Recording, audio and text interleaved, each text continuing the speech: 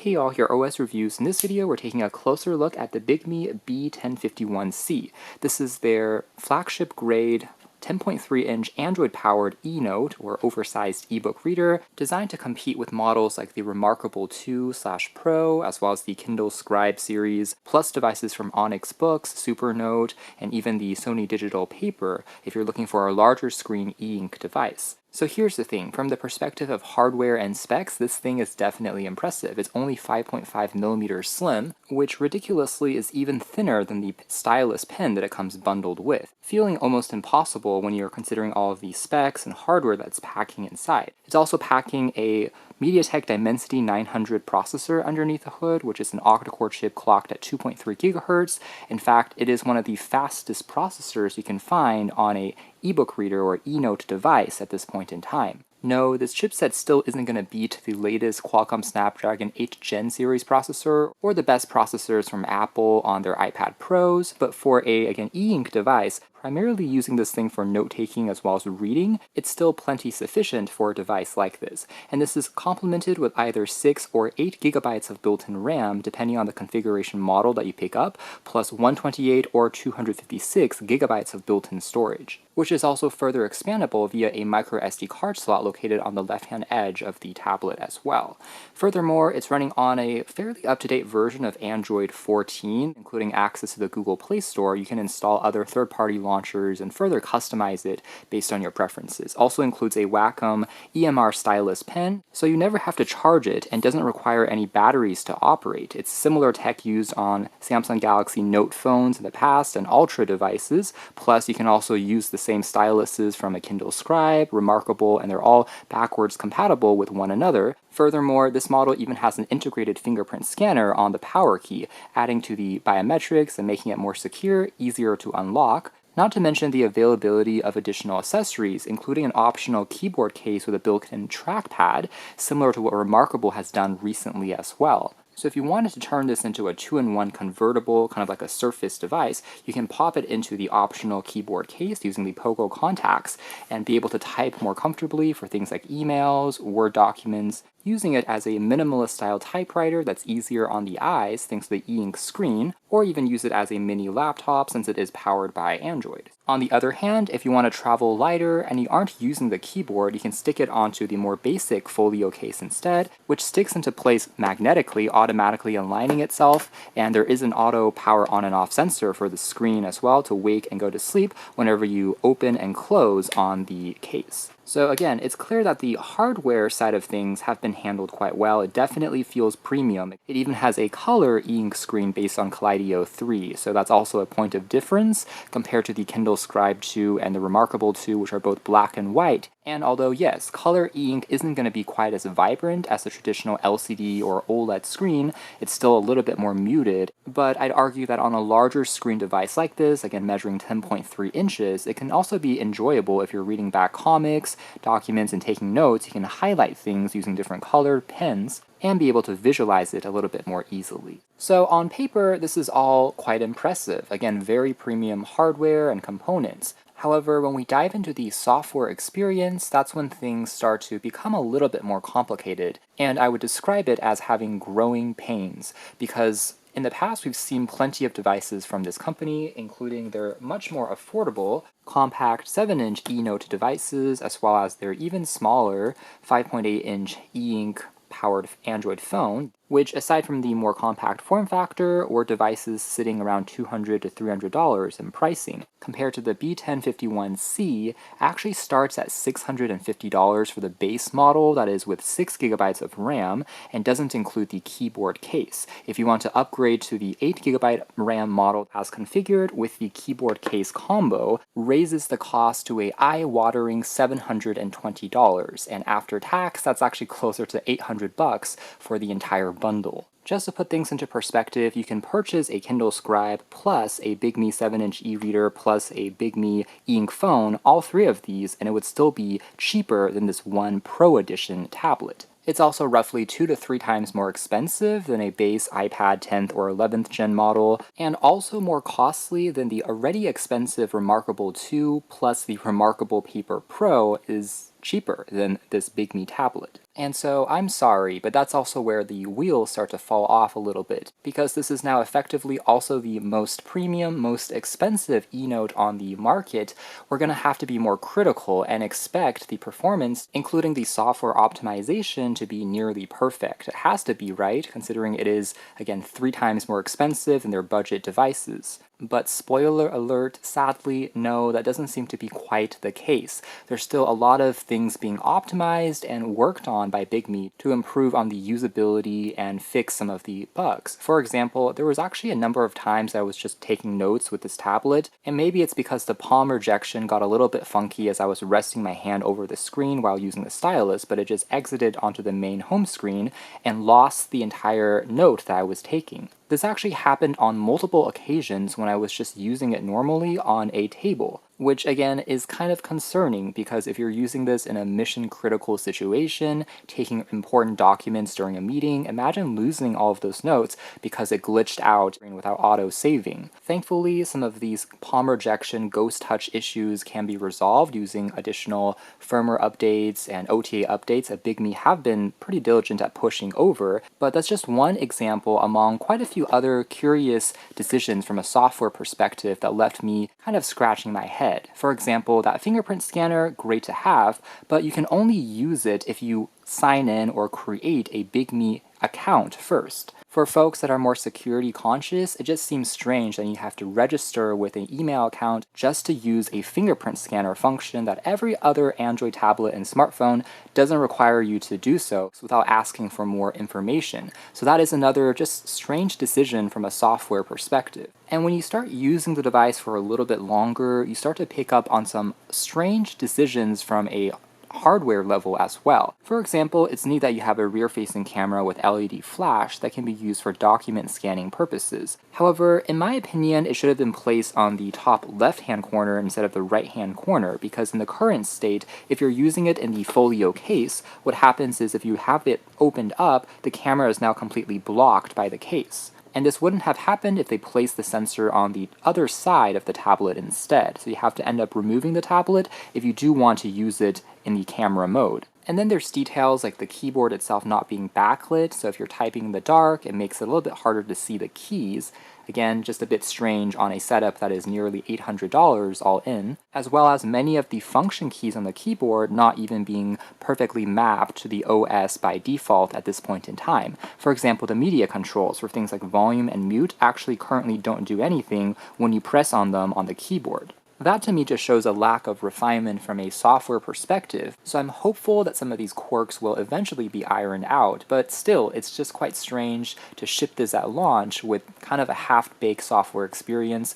Again, being a little bit more critical here because it is such an expensive flagship unit. If this was instead one of their devices in the $200, $300 range, I would have given it a lot more grace, but since this device commands such a larger price tag, I think it's reasonable to have higher expectations of it as well. And then there's also areas like the trackpad, which sometimes doesn't seem to be completely responsive. Now, this is actually improved on their current firmware version. They increased the animation speed for the cursor point. During the first week, when I just took it out of the box, it actually didn't recognize the trackpad at all, and I thought I had a defective unit until rebooting it a couple of times. It eventually popped up, but even so, the cursor point moved at something like 1 frame per second across the screen, so there would be some significant lag, probably because it's Bigme's first time building a device with a built-in trackpad or mouse. And this is definitely something that requires some learning curve, because as we know, having a mouse or trackpad on a lot of tablets, including even iPads, if you're using third-party mouses, tend to be quite janky. Couple that with a lower refresh rate for the Eink screen, and you naturally end up with choppier movements. You still have to use a bit of patience and be more deliberate with your movements than I would like. However, it is for sure better than on day one, where it was almost completely not functional. So this is exactly what I mean by growing pains or having growing ambitions, which still requires time to fully iron out. But it does inevitably mean that you have to be kind of an early adopter to really enjoy this particular model, considering all the quirks that it has software-wise. And here's the thing, I definitely want to still see them continue to experiment and iterate on a model like this, because there's definitely space, again, competing with the Remarkables and Kindle Scribes of the world. Competition is always good at the end of the day, providing us with more options to pick between as consumers. But it's a curious dichotomy between being encouraging versus also being realistic about some of the growing pains, flagging areas which definitely need to be resolved before the entire experience catches up to the level of finesse the hardware currently possesses. So with that out of the way, let's dive a little bit deeper and also discuss some of the specific apps and usability next. I want to also briefly highlight a couple of those additional specs here, notably that for the black and white text as you're reading just documents and books will be 300 ppi, although the color layer as part of the display stack is 150 ppi, so it's not going to be quite as sharp when you're looking at color images, but that's the norm for this generation of Kaleido 3 Eink tech. Now it does have a 3700 mAh capacity battery, which charges up around 2.5 hours, not bad. When it comes to the battery life performance though, it's going to be very much dependent on the type of content that you're consuming on here, because it is running on regular Android as compared to a more efficient but also proprietary OS like the Kindle OS or the Remarkable OS. Yes, those two systems are more locked down and you can't really install third-party apps like you can with Android. This thing is going to be more flexible and powerful, but it also means that power consumption will be higher. For example, even in the standby mode overnight, you can expect about 1 to 2% battery loss, compared to on a Remarkable or Kindle where you can actually leave it for weeks, if not months, come back to it and only see 1% battery loss. On here it is, again, that amount per day. So the takeaway there is definitely evaluate whether you need the additional power and flexibility of this operating system. For example, if you want to use this thing for responding to emails, maybe even reply back to social media messages on WhatsApp, as well as downloading additional reading apps from the Google Play Store, then yes, this will give you that flexibility, but also at the expense of not being quite as energy efficient. However, if you have the front light turned on, as well as having Wi-Fi and Bluetooth turned on, then it will drain more quickly, closer to maybe around a day or two of battery life before you have to recharge it again, like normal Android phones and tablets. But if you're only looking at downloaded PDFs and books, you can also expect it to last at least a week, if not a little bit longer than that, before you have to recharge it again. So it will be quite dependent on what you're using it for. As for the keyboard case accessory, one other design decision here is that the flap is actually completely removable. So if you don't want this covering things up, you can just take it out of the way. One other slight issue that I found in my particular unit is the sensor for turning on and off the screen whenever you lift and open the case isn't quite as accurate on the keyboard folio case as it is on the basic case. For example, as you guys can see, I'm closing up this case right now, and the screen is actually still on and kind of activating when you are putting it into your bag. And that is simply because the keyboard case adds a little bit of additional thickness because of the keys, and so the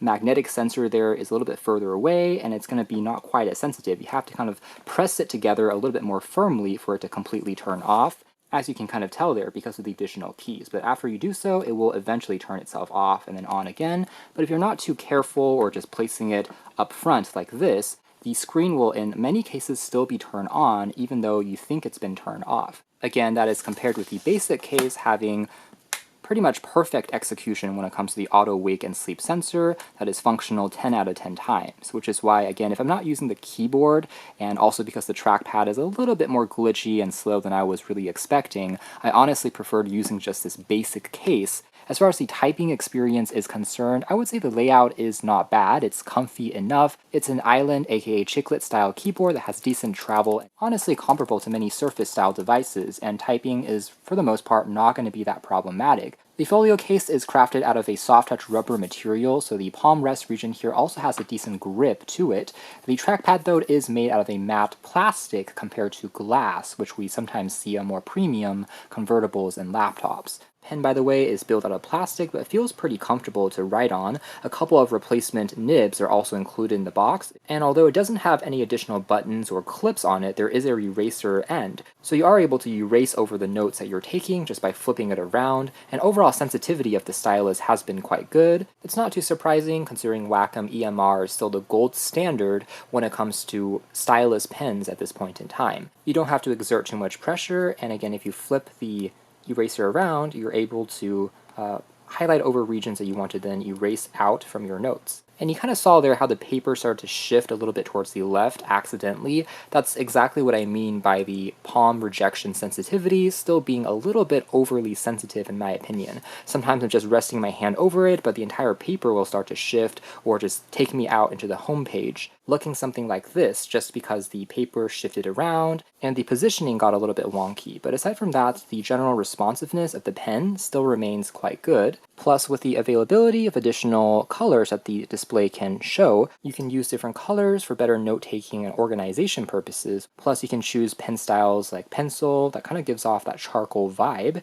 with decent pressure sensitivity support as well. For example, I can press very lightly versus a heavier stroke, and you can see the variance in the pen being displayed there as well. Now there's maybe a split-second delay if you're going super quickly across the page at times, as you can see there, and I attribute that to just the Android operating system being more resource intensive compared to the lighter OS of the Kindle Scribe as well as the Remarkable tablets. Because on paper, no pun intended, this thing has way more powerful internals in terms of the processor and RAM than any of those other models, and yet the Remarkable and even Kindle Scribe seem to have even less latency when it comes to following the pen. It's almost completely instantaneous, versus on this device sometimes requires a split second for the pen to catch up. Definitely not bad and might be a little bit nitpicky there, but just something I noticed after coming from those other units. Now I do kind of wish they would unlock maybe a couple of more pen styles when it comes to calligraphy, following the footsteps of the Remarkable 2. So as it stands right now, we have a pen, which just looks something like this. It's a pretty straightforward ballpoint pen.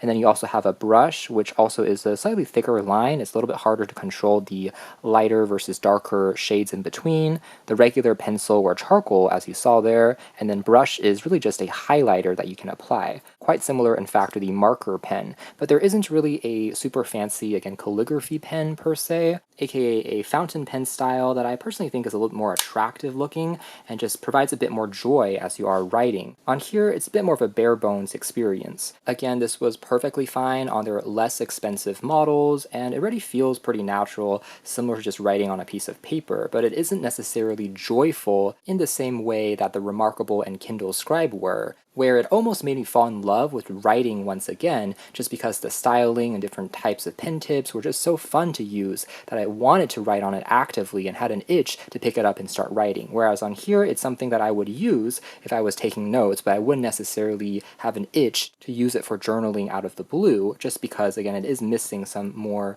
interesting pen tips in my opinion, but certainly is functional enough. And again, in terms of the eraser tip, you have the ability to circle over the area you want to erase by applying a bit of pressure, or you can opt for a more conventional stroke type erase function that will just erase those sections. Although, just like the Kindle Scribe, it tends to erase a little bit more than the UI here maybe indicates on first glance. So actually the more accurate one is the circle to erase mode. Over here we can see all the different colors that you're able to use, as well as changing the line width for the pen strokes. Some additional features here include changing the paper template, which is admittedly one aspect that I think is superior on this model compared to the Kindle Scribe. Following more closely on Remarkable's heels, this thing has over 100 built-in templates that you can pick between, plus even more that you can download and leverage because it is just running on open source Android. Meeting scheduling, to-do lists, financial reports, and it really just goes on and on. Daily task report. All of this is related to office type documents that you're able to leverage, meetings for notes, checklists, and calendars. And under learning here, we have timetable as well as music sheets here if you're into music creation and production. The list really goes on, and you're able to switch the templates on the fly within each page inside of a journal entry. So it doesn't have to be the same type of template. You can change the style from page to page in the notes that you're taking, which is pretty cool. Under default here, you can look at even more options, including some graphs. If you're doing mathematics, there's going to be a more traditional layout over there. Blank pages can also be found, as well as line pages for general writing can all be experimented with. Plus local is where you can pop in your own templates or custom ones that you download. And to Bigme's credit, because this thing is only 5.5mm slim, it is surprisingly very lightweight. You can tell here it also has an accelerometer that helps you change the screen orientation, although sometimes that messes up the template a little bit, so that might be another instance of the software requiring a little bit more optimization. But the point is, it's actually quite comfortable to hold as you're using it for reading, even taking a note here, almost like a clipboard in your hands. It doesn't feel as heavy as the base iPad, for example. And part of the reason why I was able to achieve this lightweight feeling is because even though it's using metal along the entire frame, the back of the device is still made out of a plastic material. And yes, objectively speaking, the Kindle Scribe and the iPads that we looked at earlier all had a completely metal finish even on the back, but I don't actually care too much about this point because at least it's more durable than something like glass on phones, for example, and you might be using it more often in the case anyways, plus it keeps the weight a little bit lower without feeling too cheap or flimsy. Now the bezel here on the left-hand edge is going to be a little larger than the one on the right, as you can tell. Again, similar to on the Remarkable, but it makes it easier to hold using one hand like this for reading or note-taking. Located on the very top bezel, by the way, are also going to be the built-in loudspeaker as well as 4 microphones. So it is going to be a little bit more responsive for picking up your voice during meeting notes, for instance, and it does have some transcription capabilities that we'll explore in a little bit as well. Maybe the only thing that I would like to see added though in a next generation model would be stereo speakers. Right now it's only on the top, there is none on the other side. So it's functional if you're listening to a podcast or audiobook, but it is a little bit on the thinner side, slightly tinny if you are cranking up the volume a little bit higher. There is no 3.5mm headphone jack, however, like most of those other devices, though you have a USB Type-C port, interestingly on the very top here, as opposed to being on the bottom of the tablet like what we usually see. A couple of final features here include the ability to add in some shapes, including arrows, triangles, circles, as you are annotating, and there is an OCR capability. This will recognize your handwriting and convert it into text, popping it onto other documents and notes, and the accuracy is not bad. Maybe there is a little bit of errors here, like hello world, it was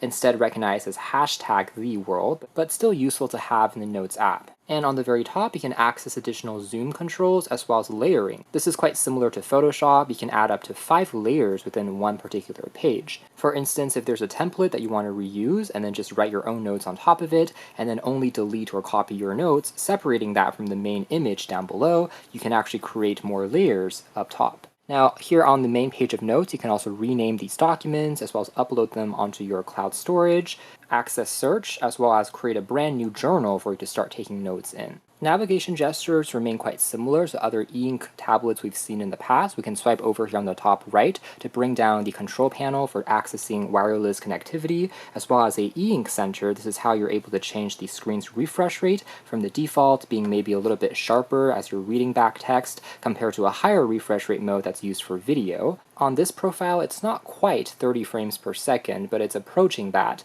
and at least makes it a little bit more usable if you are scrolling really quickly down a web page when you're web browsing versus past generations of e-ink screens, even though it's clearly not going to be as fast as on an OLED or LCD panels these days, which have even 120, even 240 Hz, but for an e-ink screen, it's actually already an improvement and still usable, I would say. One thing that I would like to see added in a next-gen revision, though, would be a built-in hardware key that can be remapped to functions like pulling up the e-ink center. And I point this out because sometimes the e-ink screen would have a bit of ghosting when I'm using it in the faster refresh rate mode and I want to clear it from any of the artifacts. I have to then swipe down, taking an extra step or two. So if they added another hardware key that could be used to completely clear the screen, erasing it from any ghosting, that would have been nice to find, maybe in a next-gen model. Similarly, the Bigme Hybrid had volume keys that were great for media, but also you could use these to physically turn the page up and down when you're reading. Compared to on this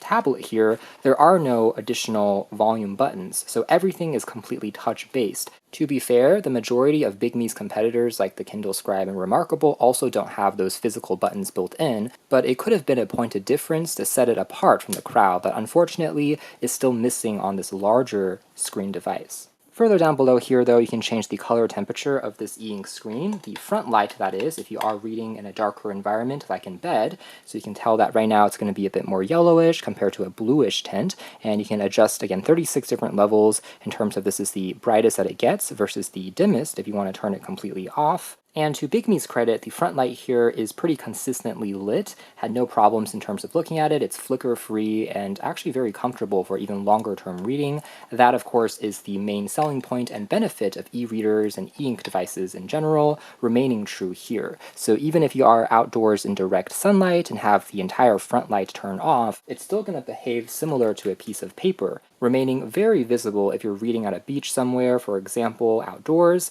and also the matte texture of the screen also helps contribute to reducing glare as well. Now again, a conventional LCD or an OLED screen phone, you have to crank the brightness up much higher for it to be visible under a similar lighting conditions while consuming more power and being more harmful on your eyes. So all of those attributes, of course, still remain true on a larger screen device like this. Some final shortcuts here include split-screen multitasking, allowing you to more flexibly browse the web while taking notes simultaneously, and just like any other Android phone or tablet, you can pretty easily rearrange the size of these two windows as well, plus again use the accelerometer and flip it around if desired. This wireless screencasting, record the screen, and there is also a function here that allows you to disable the touchscreen capacitive layer. So if you do this, you can tell that nothing will respond as you are interacting with your fingers. You have to use the Wacom stylus instead. So looping back to my previous point about palm rejection and accidental ghost touches, I guess you could circumvent that by disabling the touchscreen and only using the stylus when you're taking notes, which certainly helps, but also seems like kind of a roundabout or hackish way, because the best solution would have been improving on the palm rejection technology, the recognition from a software side, instead of just completely disabling the entire touchscreen layer. However, that is one mode that you can trigger if you need to. And you also have something called global handwriting, which is a feature that is, I think, kind of unique to Bigme's devices at this point in time. Effectively, it's creating a layer on top of the current image that's being displayed on the screen anywhere you are within the Android OS. This can be on the home screen, this can be inside of the browser, any notes and documents at all, and you're able to freely draw and annotate over it. You can erase it or, of course, save those notes as a screenshot. Now, I do believe this feature exists on some of the Galaxy Note and Ultra smartphones. However, again, on a e-ink device, it still is great to see, giving you more flexibility in areas where you can use the stylus freely across the entire operating system. And gesture navigation works in a pretty similar way to most other Android phones and tablets. Simply swipe up in the middle here to go back into the home screen. There's an optional page to the left that you're able to customize with more widgets, including your recently opened books and documents. And although the default launcher is missing a universal app tray, so it behaves more similar to an iPad, for example, with unlimited pages that you can customize with additional apps as you install it. Under System Settings, you can go to Home Screen Style and opt for a Office Style layout instead. So there's basically two launchers built in by default. This one is a bit more familiar compared to the other smaller e-ink devices from Bigme that we've seen previously. You have just a floating bar here on the left that you can scroll through to categorize different types of apps, including book content, notes, as well as all of the applications will be sorted like this instead, versus the more general tablet layout here. And Bigme have included the Kindle app pre-installed. Again, you can download more content using the regular Google Play Store. We also have WPS Office for editing Word, Excel, PowerPoints, as well as a basic browser here built by Bigme. If you don't like this layout though, you can always just install other options like Chrome, Firefox yourself, and a handful of other cloud storage apps are also built on in. As for opening documents, it supports pretty much all the popular file formats, so this really isn't an issue whether it's EPUBs, again PDFs, Mobi, Word, text, as well as other formats that you can just install using third-party apps. But the default reading app here is called X-Reader, and as you can tell here, reading back books and documents is a very comfortable experience. You can also leverage pinch and zoom to rescale the text size, but even smaller details when it comes to black and white text remain quite easy to read, very much legible. Plus, you can access annotation functionality within the margins of the book that you're consuming directly on the X-Reader Pro app. So it's going to be a little bit more versatile versus the Kindle Scribe that only allows you to add notes like a sticky note instead of being able to write directly in the margins of the page if you're not purchasing a book directly from Kindle. So this is going to give you a bit more flexibility, including highlighting, annotation. The same tools that we saw earlier can all be leveraged here, remaining a pretty enjoyable experience. Surprisingly, though, highlighting words and looking up their dictionary definition is not working completely as well as I expected.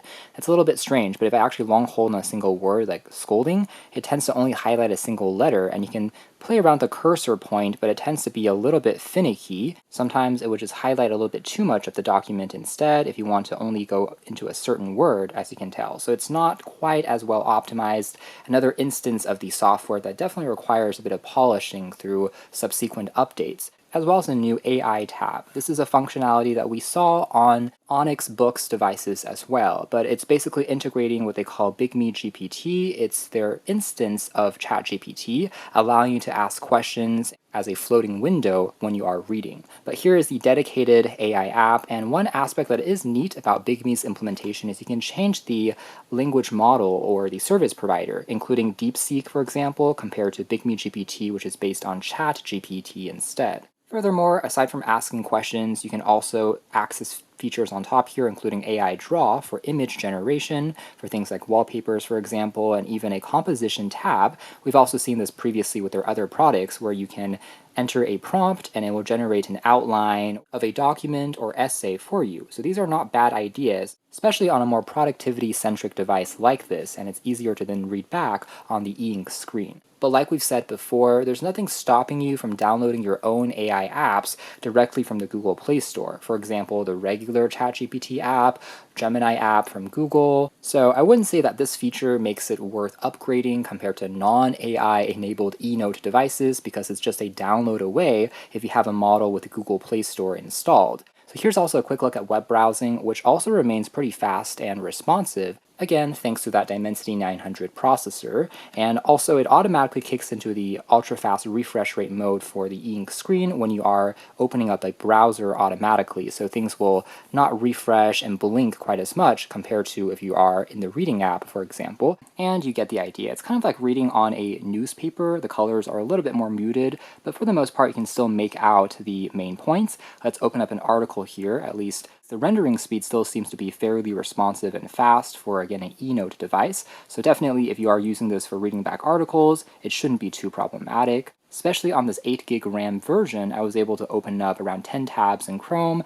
and still switch back and forth without any problems. Which, by the way, actually is a little bit better compared to their default Bigme web browser that tends to lose the pages that you have open whenever you close the app and then jump back in. It kind of forgets the previous tabs that you were on. Maybe that's a mechanism to clear up the RAM, but I honestly am kind of confused by that because this thing has plenty of horsepower, so it might be a little too aggressive at RAM management. My guess is the app was optimized to run on their lower-end e-readers that didn't have as much hardware power, and they forgot to optimize it again for a more powerful device like this. Ironically enough, which is why, again, I really do prefer Chrome or another third-party browser that isn't as aggressive in closing out of background tabs that you aren't using.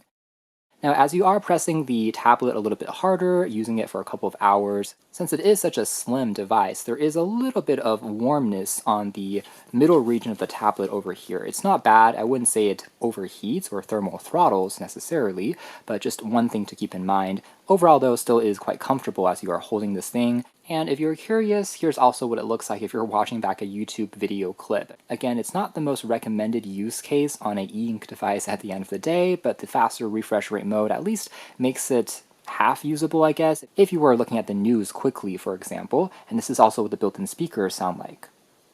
Touch rubber instead of a rigid plastic.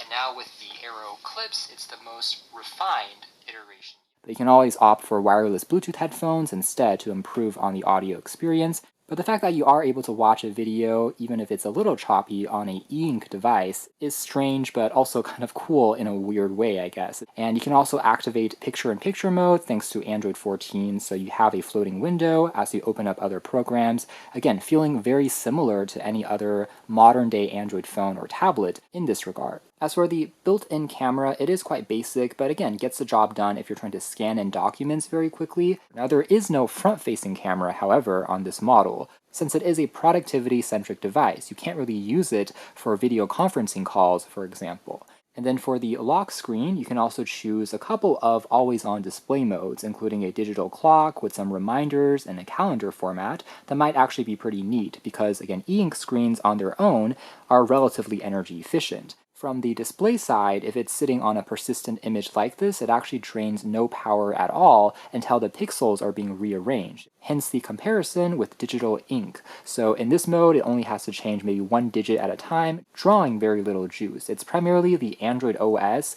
in the standby mode that's draining a little bit more power. Basic functions like a photo viewer can also be found here, and this just shows off, again, the nature of this color e-ink panel. So again, if you're looking at magazines or images, contrast is really not bad for a device like this. A couple of other translation tools include document translation, so you can upload a text document in Spanish, for example, and translate the entire thing into English, as well as Chinese, other languages down below here as well. And aside from translation, the other app that uses the microphones would be the Meeting Minutes. This is just recording the notes and also transcribing it into a text copy for you to preserve later on. For example, here is one test that I tried out earlier that we can actually play back the recording on the very top. This is a test of the voice recognition capabilities. How does it work? And as I was recording those notes, you can see it also gets transcribed into text, actually with pretty decent accuracy in this instance. It also leverages the, again, ChatGPT integration, where you can create a summary of the entire note or meeting into a few more concise bullet points before saving it, and you're able to jot down your thoughts at the same time down below here. So the Meeting Notes application is quite cool and makes sense on a device like this that's designed for productivity and for getting things done. You can also change the language that you're trying to recognize here. A couple more include French, German, Chinese, Japanese can also be found here. Actually a pretty complete list when it comes to voice recognition. As well as for mode, you're able to choose a single row or a multi, essentially detecting if you have one person speaking or if you have multiple people speaking at once. It'll try to pick apart those voices, kind of like an interview, parsing the text in a slightly different way. As for more advanced system settings, you can change the font size to be larger versus smaller, as well as under stylus, you can actually recalibrate this touchscreen if necessary just by using the stylus point here and touching the fine points to manually realign the Wacom layer. That being said, there are a couple of features here which don't seem to be completely functional with the current stylus. For instance, this tab here under stylus buttons, again, this one here doesn't have any additional keys. In similar fashion, there's also a page up and down key definition, but like we mentioned earlier, the hardware of this unit doesn't have any additional buttons. So this is likely a residue from their other devices that they just carried over in the software here, which again shows a little bit of a lack of complete refinement, because this is essentially not applicable to this model, but we still see this menu here, which can be a little confusing to some. So there we have it. That's been a closer dive into the Bigme B1051C. And again, this thing is kind of a mixed bag because there is a ton of potential here. So it is a very ambitious product, especially hardware-wise from Bigme for sure. But as we've iterated across this review, there are just some small details from the optimization point of view that could use some fine-tuning perhaps in a next generation model to just make it feel more polished and justifying that ultra premium price tag that this thing is commanding. Again, keeping in mind that it is more expensive than pretty much every other e-note on the market right now. However, if you're willing to forgive some of those flaws, or if you're more patient with waiting for some of those firmware updates, which again, Bigme have been at least pretty diligent in providing, incrementally improving on the usability over time, then yes, it absolutely still is a high-end e-note device that might be worth considering for folks that want this unique mix of features and are okay with some of those first-generation quirks. However, if you are more of an average consumer, I would say perhaps waiting for the next-gen revision might be a smarter choice, because by that point I would assume they've picked up on all of their learnings and would make an even more polished experience right out of the box from day one. In any case, it is still cool to see such a high-end e-note device checking off so many functions, and again, we can only hope that Bigme continues to improve and iterate on their offerings down the line. So if you are interested, you can check out more details in the links down below. But for now, that's been our video. Thanks for watching here at OS Reviews. That has been the Bigme B1051C 10.3-inch Android e-note device.